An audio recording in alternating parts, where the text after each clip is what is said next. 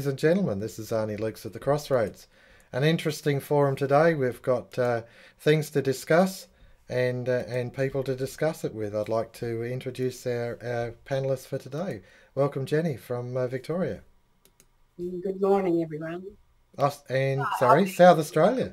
Yeah, Jenny from South Australia. Judy from Victoria. Hey, good morning, Arnie. Good morning, everyone. And Beata from South Australia. Welcome, Beata. Good morning. Okay. Now, the subject for today, in today's home forum, is microbiome. Microbiome is because there's multiple, are the flora inside the colon, the lower intestine. And the more I'm learning about it, the more I realise that our health, our vitality is so important that we actually take these things into account. And I noted in a lecture that we sat under with Christine Jones of the microzema in the soil and how the microzema they actually amplify the vitality of the soil if they are in now what do you call it, a community, in a quorum. There's a minimum of say 10 different plant types, and the microzema are so enhanced that they can actually increase production significantly in the paddock. And I think that's really important. If we understand what's going on in the paddock, we may take this subject of microbiome and the gut into account and look at it and say, well, how can we actually enhance our health? So, Beata, I'll let you have the floor. Oh, I think the symbiosis is the word here, isn't it? So the more bacteria you can produce from the compost, from the matter that you bring into the soil to help the organisms that live there to feed off, the better it is for the health of your plants. So the vegetables you bring home will have more nutritional value than anything that is in the shop. That's why we're always talking about planting something and growing something rather than relying on others to supply your food.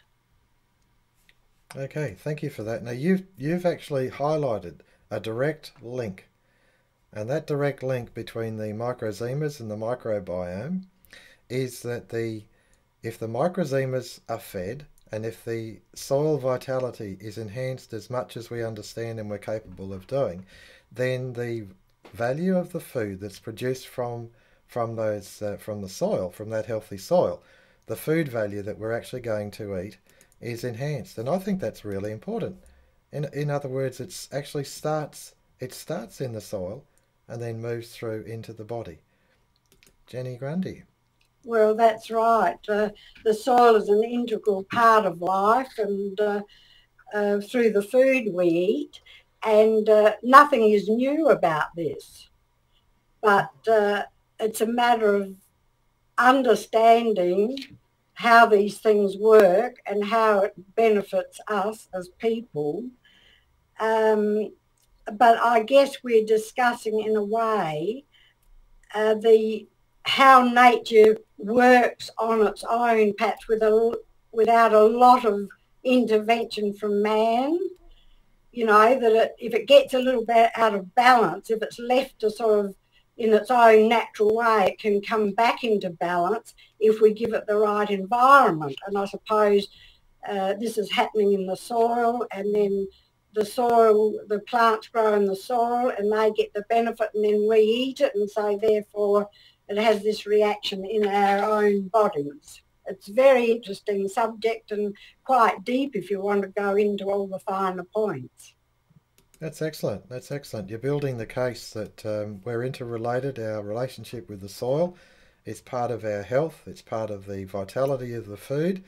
And of course, even if you're a carnivore, even if you like your meat, well, so what? If you're actually got healthy stock on healthy pasture, then the chance of them being in good shape for your table is enhanced. Judy.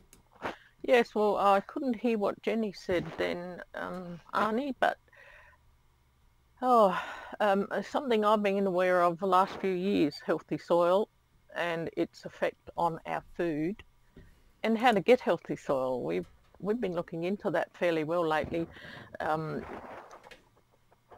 There has to be a connection, doesn't there? Because we come from the soil. I really can't add anything to that.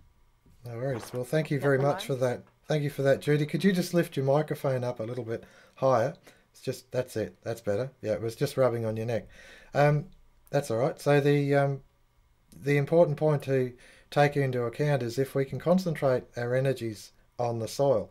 Now, coming back to the lecture we listened to from Christine Janes, and she's really taking the front foot on this. She's taken to the front foot, and she's taken it to land management. She's taken it to the farmer of how they actually manage their pasture, and highlighting that fertilizers like urea, high nitrates, not organic nitrogen, but rather inorganic, because it's not in the presence of carbon, are actually doing a disservice to the soil. And so they're actually degrading the life forces within the soil. And I think that that's profound, because if the life forces in the soil, follow the equation through, if the life forces in the soil are depleted, the plants may look healthy, they may grow vibrantly, but the actual food value, the nutritional value, the health value from the plants that are grown aren't as good.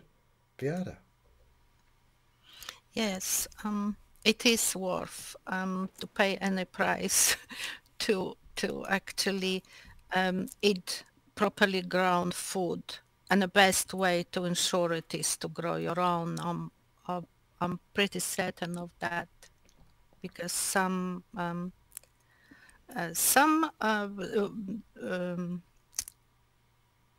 do you call it?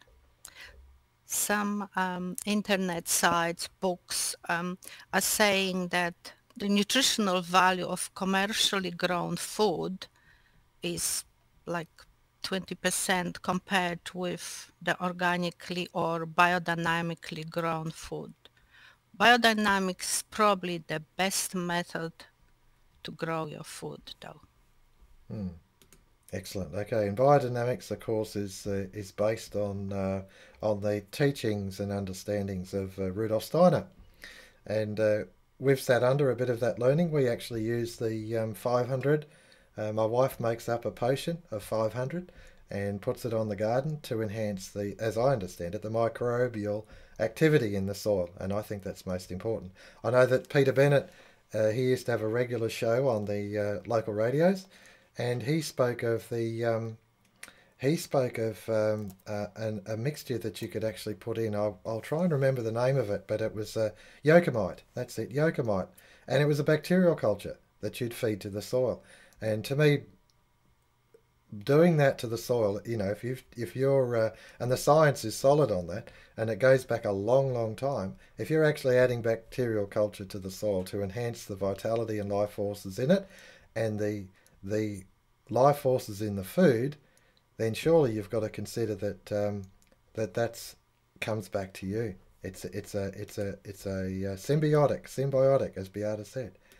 Jenny Grundy. That's right. Well, yes, that's all true. This microbes working together and for the plant, to feed the plant.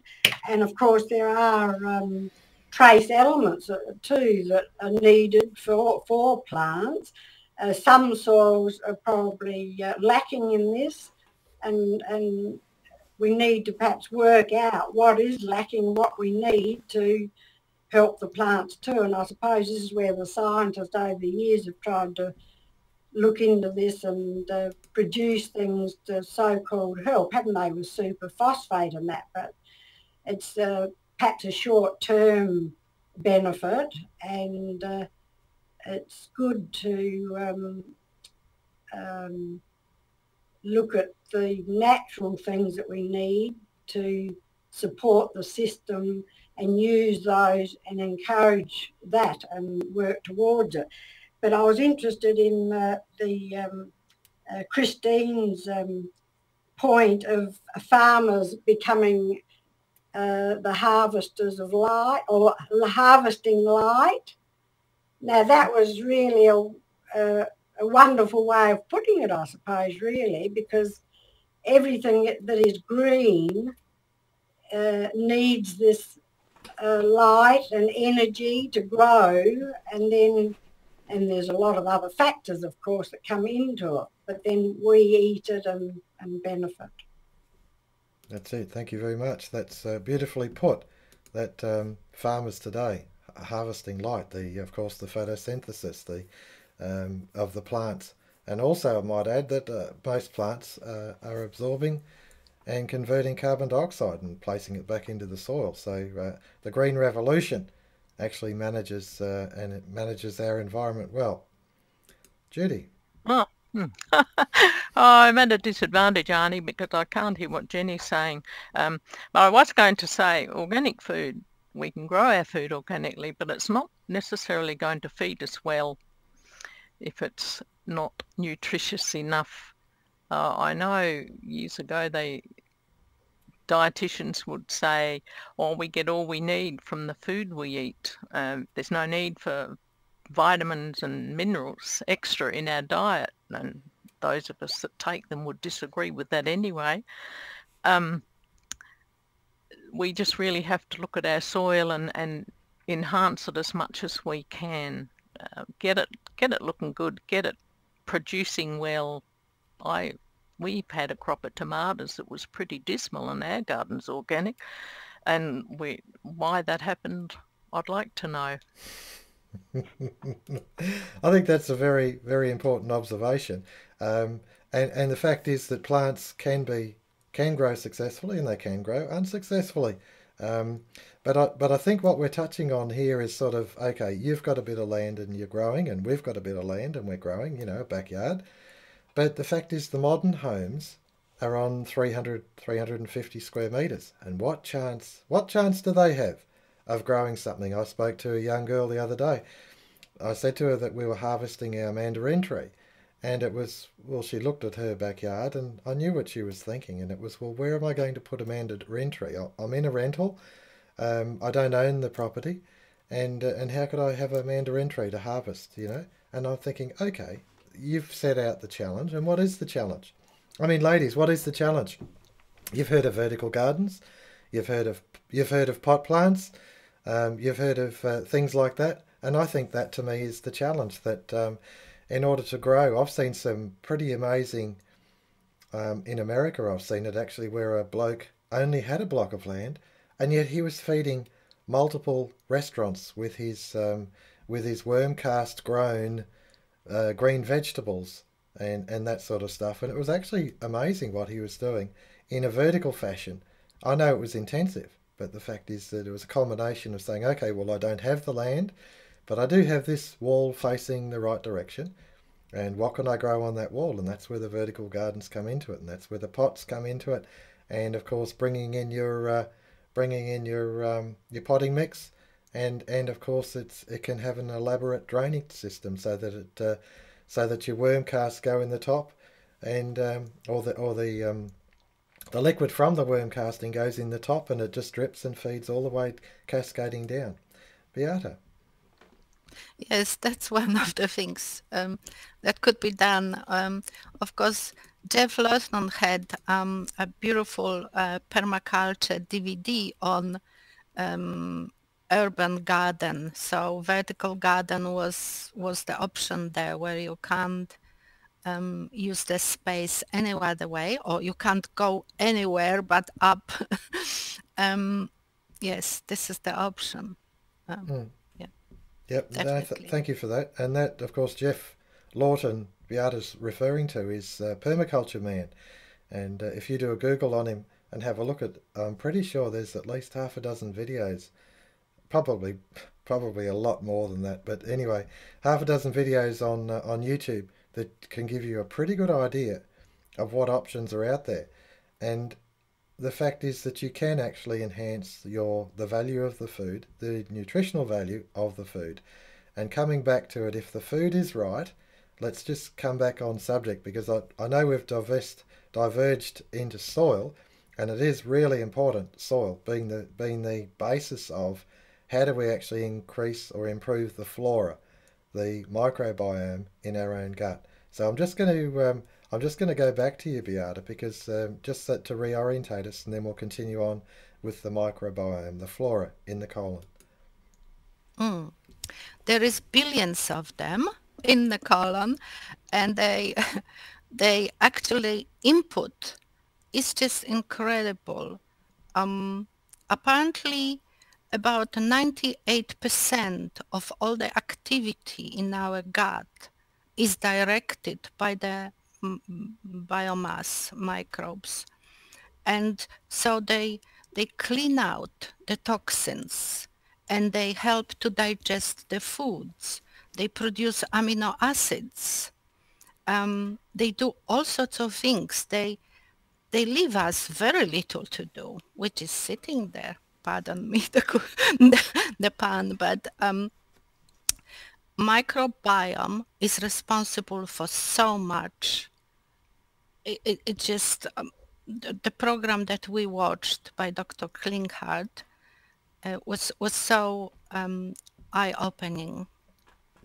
Thank you for that. We never knew. Thank you for that, Beata. That's beautifully put. I'm going to pick you up in just a sec, Jenny.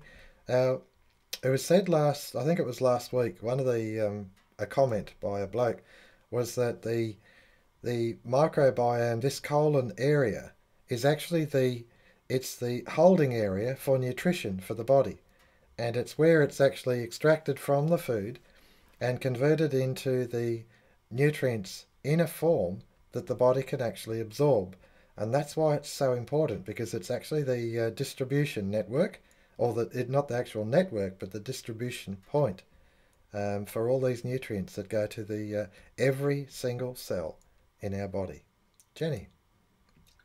Well, Beata, I think, has put it in a nutshell, followed by Arnie. And what more can I say? I mean, all this in the gut that works together for our benefit. What? Okay, I'm just gonna jump over you, Jenny, just for a sec now. I'm going to bring Beata back because she wants to touch on something here. Beata? Oh, we spoke before we started recording. We spoke with Jenny about vitamin C. So back to Jenny. Okay. Stay with it, Jenny. Pick it up now. I was surprised to hear that too, because I've always understood that animals make their own vitamin C, and that humans had to ingest it to get it. And was it Dr. Klinghardt who said that we do make a vitamin C, so that was all new to me, through the sugars that are made in our gut. So that was interesting, an interesting point. Thank you for that, Jenny. That's exactly right, that there's so much we think we know, and then someone actually looks a little further and takes us further on this. Judy? I'm not sure what happened then. I know I downloaded the transcript of Dr. McCullough talking to Dr. Klinghardt, and so I've been reading it again and again, and I notice he claims that vitamin C is produced in the body if our gut microbiome is satisfactory enough.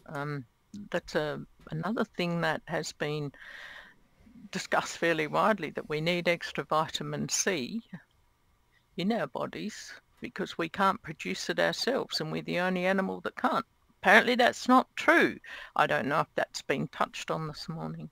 It has. Thank you for that. Yeah, Judy, it has been touched. Just on that, has been touched on. But it's we're having, just for the audience sake, we're having comms problems. A couple of the ladies can't hear each other speak, but hopefully the recording will hold. And this business of Klinghardt speaking about where we can actually metabolise our own vitamin C if the microbes in the gut are the right types. And I think, to me, what's being said here is that there's actually an increment. There's an increment. It's a bit like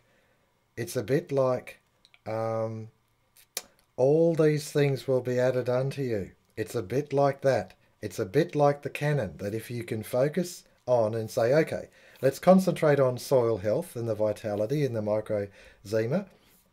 Let's bring in companion planting. Let's bring in multiple grasses. Let's actually use it so that the flora in the soil is enhanced and beautiful and rich. And then the what do you call it? The animals that actually feed on the grasses, and then we eat the animals. We eat the product from the soil, and then plus, of course, we've still got the where we can actually take things to enhance the microbiome. And this enhancing of the microbiome, to me, in order for us to close out this subject, we need to actually bring that up and work it through. So enhancing microbiome, Beata. Yes, Dr. Klinghardt suggests that lots of people, probably most of us, suffers from some kind of inflammation because of the reduced variety and numbers of gut bacteria. And he suggests that bringing the seed probiotics in is the way to colonize the gut properly and to get the most out of them working for us, basically. So this is something new, not only probiotics, but seed probiotics that will safely travel through the acid in the stomach and colonize in the gut. That's excellent. That's excellent. You've touched on it. The only trouble is with saying something as profound as that, Beata, is you've actually got to assist our audience as to how they would be able to understand it, learn about it, and then actually be able to acquire these seed probiotics. Okay. We watched Dr. Mercola speak to Dr. Klinghardt. That was an interview. And from there, and also watched Dr. Klinghardt talking about his academy, his medical practice, if you wish, how he resolves the patient's problems with the remedies and probiotics and so on. So he's got an incredible success with even autistic children by working on their gut biomass. Sorry, I've just cut across you, Beata. My apologies. I'll bring you back. Keep going. I'm not a doctor, but I'm aspiring to be one. And I You're a doctor for our family, that's for sure. Go on. Because we see so many problems and they all come from the gut. Unfortunately, this is the civilizational decline, if you wish, in the fact that we're not eating properly raised, grown food. The animals are raised in appalling conditions. So it all transfers to us, all the burden of it. And when you think of synthetic fertilizers and then pesticides and the likes of Bayer, Monsanto, all of this is actually killing us. Thank you for that, Beata. That's a beautiful summary. I'm going to actually call for final comments because we're up to the almost 25-minute mark. But I'll just do a quick lap of what I see, what we've discussed today, and that is that the soil vitality, enhancing the microzema, produces enriched food that is rich in nutrients, and then of course that enriched food goes into our food chain. And we're able to improve our, if you like, our gut flora, our own gut flora, the health of the animals that eat the grasses, and of course the health of us. There is one final area, of course, and that is in fermented foods, which we haven't actually touched on, but fermented foods are very important to enhance the gut flora. But with this seeding, this probiotic seeding, I think that actually compensates for it if you're not going to actually work with the cultures. But there are other ways to actually enhance your microbiome. So, final comments. I'll start with you, Beata. Oh, I thought I just finished. Sporebiotics. The word is sporebiotics. See for yourself. If your health is impaired, digestion is poor, if you had a lot of antibiotic, the gut flora needs to be improved. And this is the best way so far. Sporebiotics. Good work. Thank you very much for that closing comments. Jenny? Yes, well, I think I'll try that. Dr. McCullough, he recommended it, didn't he? And it sounds a good one to try and see if we can make ourselves 10 years younger in a while. I like the idea of that. I like the idea of that 10 years younger. I think that's the beauty. I wish there was a clock and you just sort of turn it back like a speedo on a car. But the trouble with turning the clock back is, of course, it's illegal and we can't actually do it with our own life. No worries. All right. Judy Auchterlonie. Judy, yeah, go ahead. Yes, fermented food, I think, is a good start for people who are trying to get their gut more healthy. Sauerkraut, and there are several other things. We make our own sauerkraut now, and it's so simple and beneficial. A naturopath recommended that we take it, and I'm going to take back to her what I've been reading from Dr. McCullough and Dr. Klinghardt and see what, she might be able to pass all this information on. I guess she knows it, but yeah, I firmly, Don and I both agree that the fermented food, sauerkraut, is helping us enormously. Excellent. Thank you very much for that, Judy.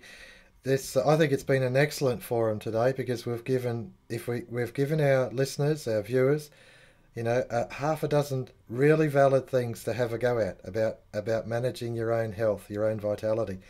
And the thing about Klinghardt and this spore probiotics, the thing about that is that they're saying it actually improves the health of the autistic child, the autistic person. It improves the health because they're able to absorb more nutrients. And I think that is just such a godsend at this time, because if there is one epidemic out there in our society, it's autism.